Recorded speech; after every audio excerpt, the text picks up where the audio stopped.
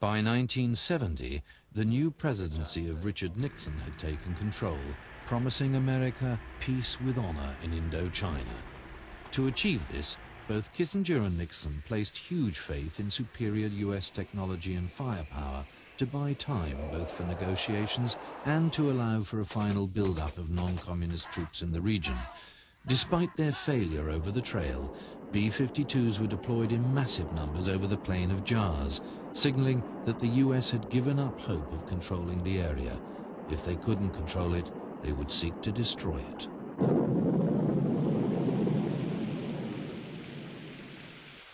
By 1973, negotiations culminating in the Paris Peace Agreement officially ended America's military adventure in Southeast Asia, and the skies over Laos finally became quiet. But for the Lao in rural areas, the legacy of the war did not evaporate with the coming of the ceasefire. Every year since the war ended, unexploded ordnance has claimed a steady flow of victims. Victims killed or injured as a result of simply living in their environment. Working in the fields, herding cattle, cutting brush, and the simple, playful games of curious children are enough to maim or kill. I'm really devastated because I lost my son. He had gone out with some other boys. They were taking the cattle out to graze, over there in the fields on the edge of the village. One of the other boys found a bomblet. He started playing with it, throwing it around. It went off and my son was killed. If we hadn't had the war against the Americans, my boy would be alive today. I want to scream. He was just 13. Why did the Americans come here?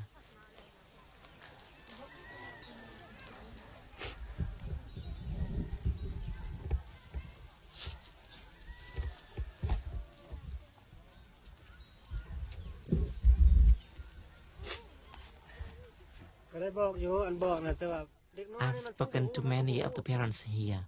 Only adults know the bomblets are dangerous. But even if you warn the children, they don't really understand the dangers. Sometimes, if they are out in the fields, they just find bomblets lying there and they play with them. There are just so many out there. Survey work in Xinjiang has confirmed just how widespread such contamination is. In one district, nearly every village reported areas close by that were known to contain bomblets.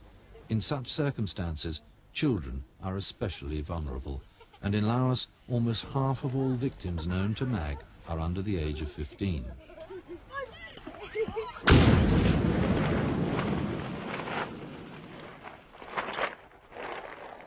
To respond to the immediate threat in the villages, MAG has formed a small roving team that seeks to destroy bomblets that are lying on the surface.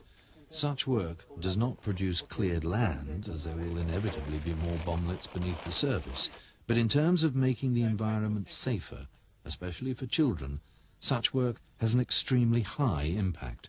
Given its current limited resources, MAG has to constantly prioritize to ensure maximum benefits are achieved for local people. It is clear that a greatly expanded response will be needed to reach all the affected communities in a reasonable time frame. 3, 2, 1, fire!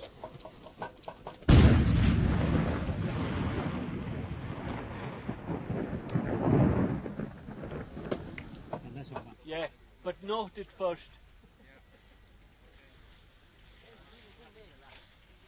And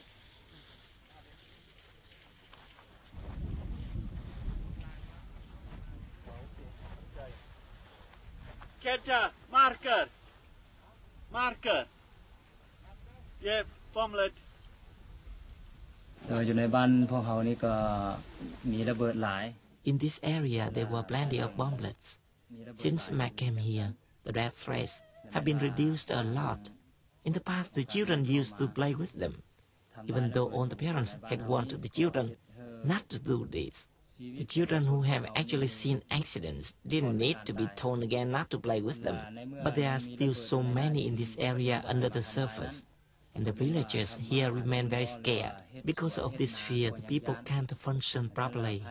They are uneasy, and it prevents normal everyday life. If Mac can help us to clear all the bomblets in the village, then we will be very happy. When they are gone, the village can return to normal. Life will be easier, and we can go back to working in the fields with confidence.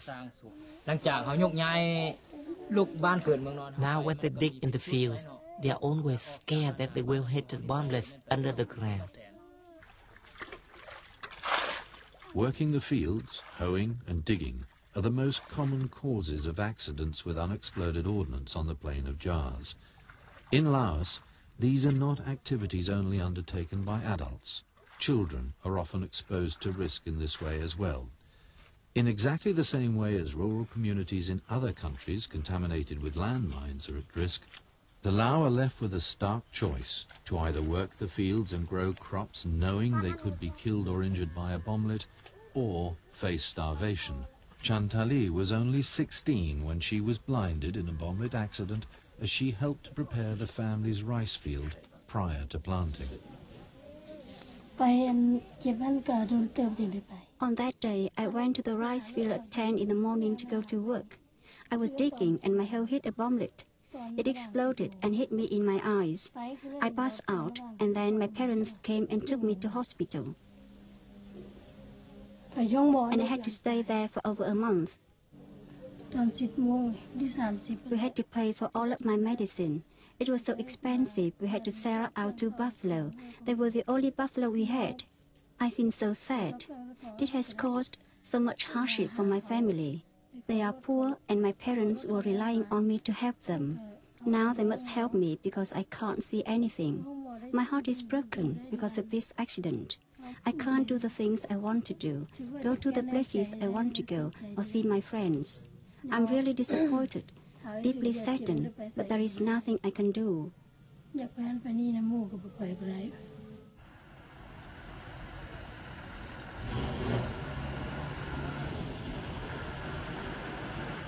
MAG, however, is in a position to do something.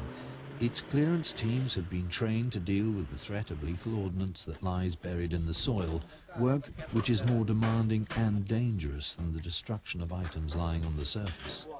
We've found since we began working in Laos that our teams have overcome almost a despair that nothing could be done about this massive problem of ordnance, where people had come to believe that it was going to be part of their lives, part of their children's lives, part of their grandchildren's lives.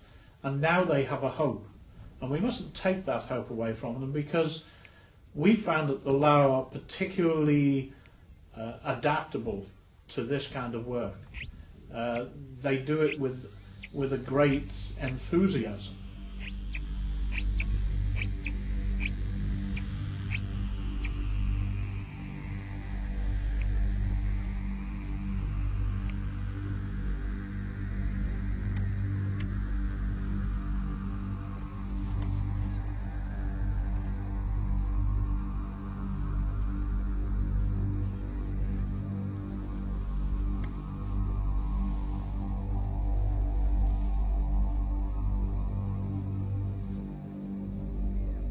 Every item that has been electronically detected and exposed is marked with a flag prior to demolition. One piece of land at this clearance site, smaller than a football pitch, was found to contain over 150 individual bomblets.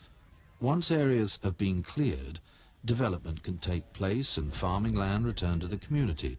But in Laos, MAG has to remain responsive to the needs of the community. In this case, the morning's work was interrupted by a request to destroy a bomblet that had suddenly been discovered outside the terminal building at the town's airport, an area that has been under constant use for over 20 years. Just because a bomblet has been dormant for such a period doesn't mean that it's safe. In fact, over time, such ordnance can become less stable. The slightest knock might be enough to cause it to function. To destroy a bomblet by a controlled explosion in built-up areas is a difficult task. Pedestrians have to be excluded from the area, buildings evacuated, traffic diverted, and roads sealed. Teamwork and coordination are the vital ingredients for a successful operation.